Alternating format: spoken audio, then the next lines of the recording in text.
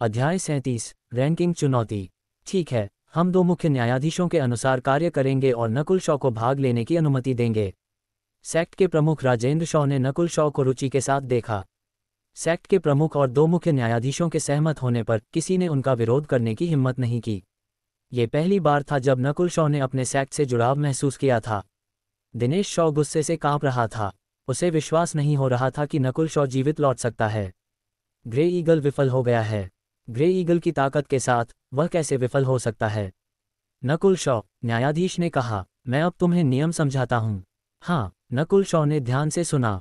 इस टूर्नामेंट में लोग एक दूसरे को चुनौती देते थे। पहले दौर की स्पॉट चैलेंज थी जब 50 बाहरी शिष्य 50 आंतरिक शिष्यों को चुनौती देते थे। अगर वे जीत जाते तो वे आंतरिक शिष्यों की जगह ले लेते। हर बाहरी शिष्य के पास किसी को चुनौती देने के 3 मौके थे। अगर वे तीनों चुनौतियों में हार जाते तो वे बाहरी शिष्य ही रहते। इसलिए बाहरी शिष्यों द्वारा किसी को चुनौती देने से पहले उन्हें पहले अपनी ताकत का अनुमान लगाना होता था और कमजोर आंतरिक शिष्यों को चुनना होता था। नकुल शॉ, चूंकि तुम देर से आए थे, तुम्हारे पास किसी को चुनौती देने का केवल एक मौका है, न्यायाधीश ने सख्ती से कहा। एक मौका? नकुल ने अपना सिर हिलाया। मैं समझता हूँ। अपनी ताकत के साथ वह आसानी से एक आंतरिक शिष्य बन सकता था। जब तक नकुल शॉ मंदबुद्धि न हो और नीरज शॉ जैसे किसी को चुन ले, वह जीत जाएगा। जाहिर है, नकुल सीधे सबसे मजबूत व्यक्ति को चुनौती नहीं देगा। अब तुम एक व्यक्ति को चुन सकते हो। अगर तुम जीतते हो तो तुम उनकी जगह ले सकते हो, न्यायाधीश ने चेतावनी दी। ठीक है, नकुल मंच पर कूदा और 50 लोगों का सर्वेक्षण किया। 50 लोग, 50 सीटें सभी क्रम में व्यवस्थित थीं। बाएं से दाएं का क्रम नीरज शॉ, आशु शॉ, इस्मिन शॉ, निशा शॉ। पहली पंक्ति के 10 शीर्ष 10 आंतरिक शिष्यों का प्रतिनिधित्व करते थे। दूसरी पंक्ति की 7वीं कुर्सी पर नकुल ने तनु शॉ को देखा। तनु ने उसे देखा और धीरे से मुस्कुराए। दोनों पड़ोसी थे और एक दूसरे से काफी परिचित थे। अतुल शॉ, योगेश शॉ, गिरीश शॉ और दिलीप शॉ 40वें और 50वें स्थान के बीच थे। नकुल के अलावा केवल 5 अन्य लोग थे जो आंतरिक शिष्य बन गए थे। मुझे किसे चुनौती देनी चाहिए? नकुल ने मुस्कुराते हुए उनका निरीक्षण किया। नीरज शॉ, जो पहले स्थान पर था, उसकी आंखें बंद थीं, जैसे कि वह कुछ समझने की कोशिश कर रहा हो। ऐसा लग रहा था कि टूर्नामेंट का उससे कोई लेना देना नहीं था। शीर्ष आंतरिक शिष्यों को भी चिंता नहीं थी। हालांकि सबसे नीचे के शिष्य घबराए हुए थे। आखिरकार नकुल शीर्ष बाहरी शिष्य था। वह अपनी ताकत से आसानी से शीर्ष 10 में पहुंच सकता था। दूसरी पंक्ति, 6ठी सीट, नकुल की आंखें तनु के दाहिने ओर बैठे व्यक्ति पर टिक गईं। नंबर 16 सुबीर शॉ, कृपया बाहर आएं, न्यायाधीश ने कहा। सुबीर शॉ 16 या 17 साल का था। उसके पास तीसरे रैंक की चरम खेती थी, लेकिन उसकी आभा चौथे रैंक के कृषकों से कमजोर नहीं थी। बच्चे, यह मत सोचो कि तुम मुझे सिर्फ इसलिए हरा सकते हो क्योंकि तुम चौथे रैंक पर पहुंच गए हो। सुबीर शॉ शांति से मंच पर चला। ये सुबीर शॉ काफी मजबूत है। अपनी ब्लॉक मेटल बॉडी के साथ उसने 2 अर्धमार्शल कलाकारों को हराया है। हो सकता है कि नकुल इतनी आसानी से आगे न बढ़ पाए। जीत के मामले में नकुल का स्पष्ट रूप से अधिक मौका था, लेकिन उसके विरोधी की ताकत भी कमजोर नहीं थी, इसलिए यह एक कठिन लड़ाई होगी। Metal sand palm, Subir Shaw ने केवल एक मध्यम रैंक की मार्शल आर्ट का उपयोग किया। नुकसान अधिकांश उच्च रैंक की मार्शल आर्ट से अधिक था। ऐसा इसलिए था क्योंकि इसे चरम स्तर तक प्रशिक्षित किया गया था। नकुल थोड़ा प्रभावित हुआ। बाहरी शिष्य प्रतियोगिता में केवल उसने मध्यम रैंक की मार्शल आर्ट को उच्च स्तर तक प्रशिक्षित किया था। बात यह थी कि सुबीर शॉ का मेटल सैंड पाम उसकी ब्लॉक मेटल बॉडी का पूरक था। इसलिए यह हथेली योगेश शॉ की आइस फ्लोइंग स्वॉर्ड को हरा सकती थी। सुबीर शॉ की ताकत अब आधे कदम वाले मार्शल कलाकारों से कमजोर नहीं है। कुछ आंतरिक शिष्यों ने अनुमोदन में सिर हिलाया। फ्लेमिंग मेटल फिस्ट, नकुल ने लापरवाही से एक मुक्का फेंका। वह कोर रैंक की मार्शल आर्ट का उपयोग कर रहा था। इतना ही नहीं, उसने इसमें कोई आंतरिक शक्ति नहीं जोड़ी। इस दृश्य ने कई लोगों को चौंका दिया। आंतरिक शक्ति का उपयोग न करने का मतलब था कि उसके पास कोई फायदा नहीं था। बच्चे, कूल बनने की कोशिश मत करो। सुबीर शॉ ने गहरी सांस ली और ब्लॉक मेटल बॉडी और मेटल सैंड पाम को अपनी सीमा तक फैला दिया। मूल रूप से उसने नहीं सोचा था कि वह नकुल को हराएगा, वह केवल थोड़ा सा लड़ सकता था। लेकिन चूंकि विरोधी इतना अहंकारी था, मंच पर दोनों आकृतियां एक दूसरे के करीब आ गईं और मुट्ठी और हथेली एक दूसरे से टकराए। टूटो। सुबीर शॉ के चेहरे पर तात्कालिकता और खुशी थी, लेकिन वास्तविकता क्रूर है। जिस क्षण उसकी हथेली मुट्ठी से टकराई, उसे जबरदस्त शक्ति ने अपनी बांह को सुन्न कर दिया। सुबीर शॉ को पसीना आने लगा। उसे लगा कि नकुल शॉ एक बैल जितना शक्तिशाली है। सुबीर शॉ ये भी नहीं समझ पाया कि क्या हो रहा था और उसे हवा में उड़ा दिया गया।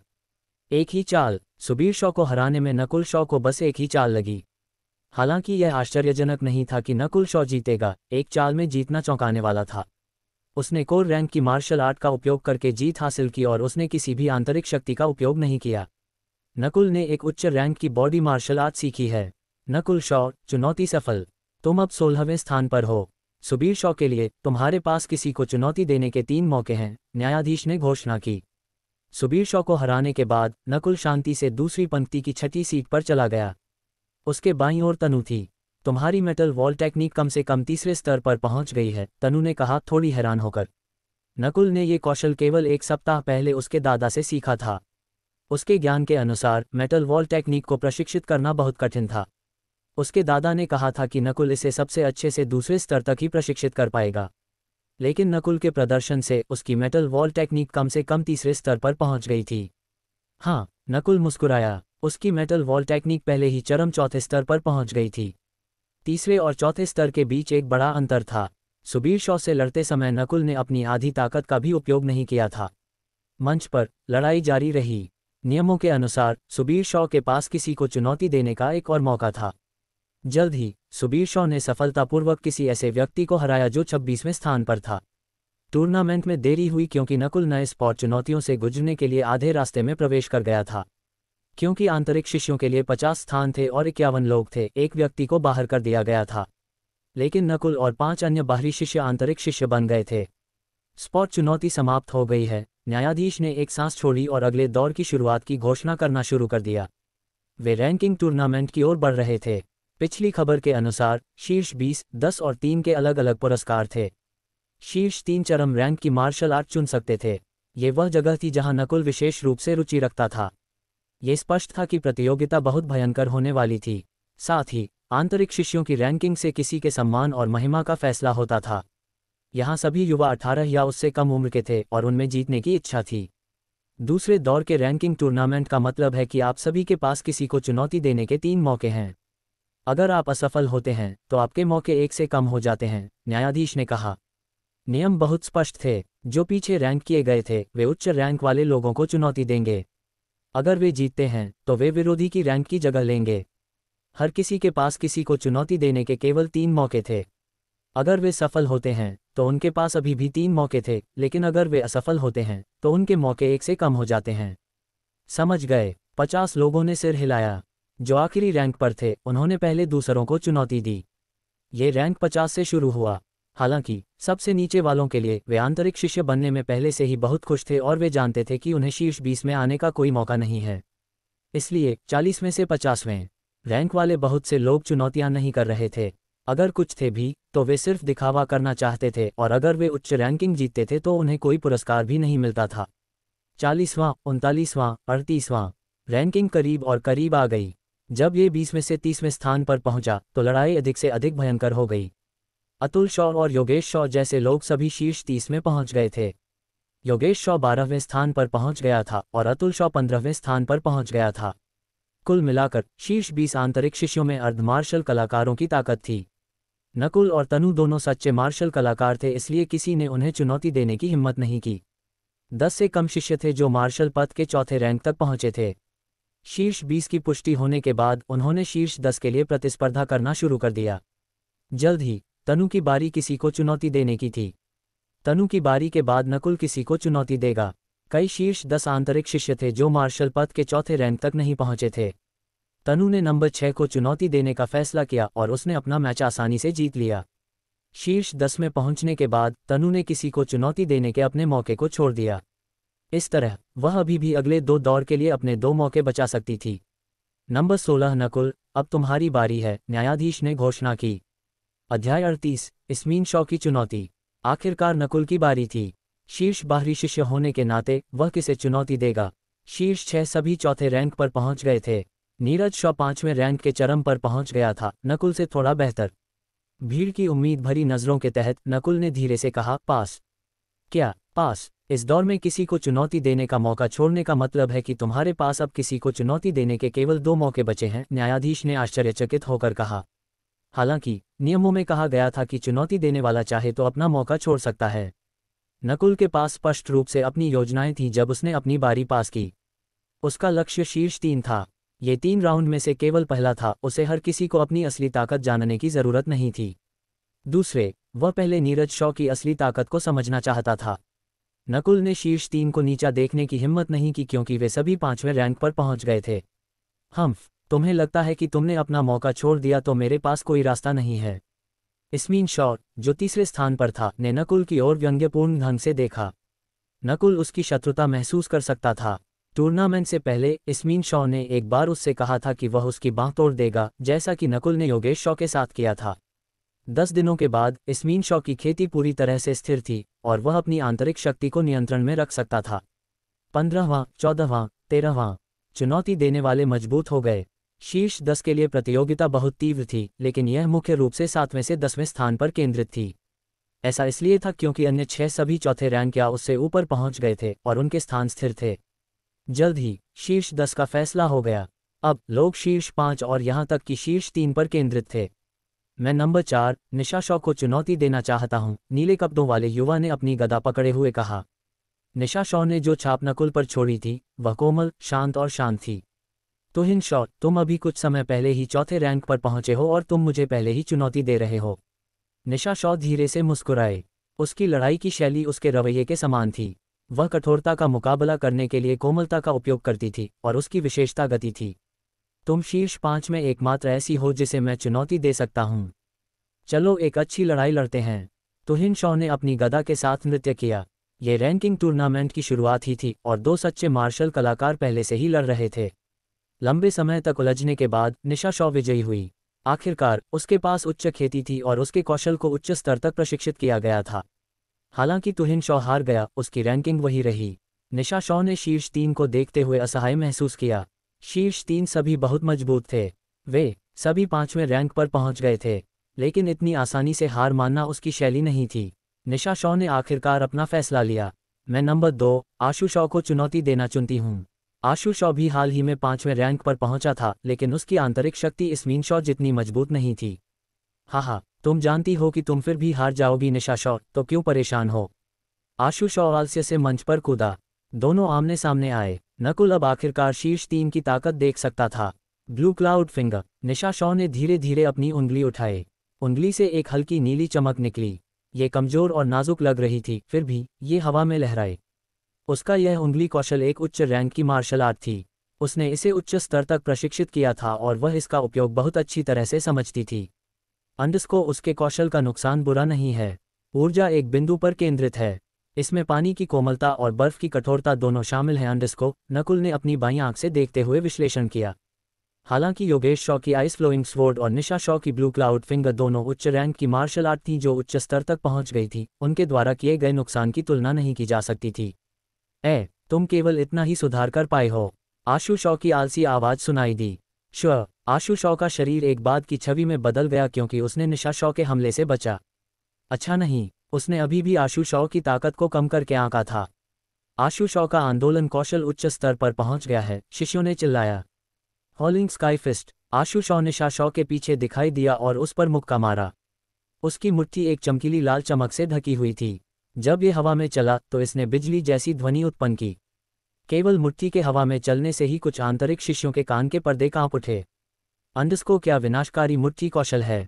ये कौशल एक चरम रैंक की मार्शल आर्ट के बहुत करीब है। यह मेरी मेटल वॉल टेक्निक से बुरा नहीं है अंडस्को।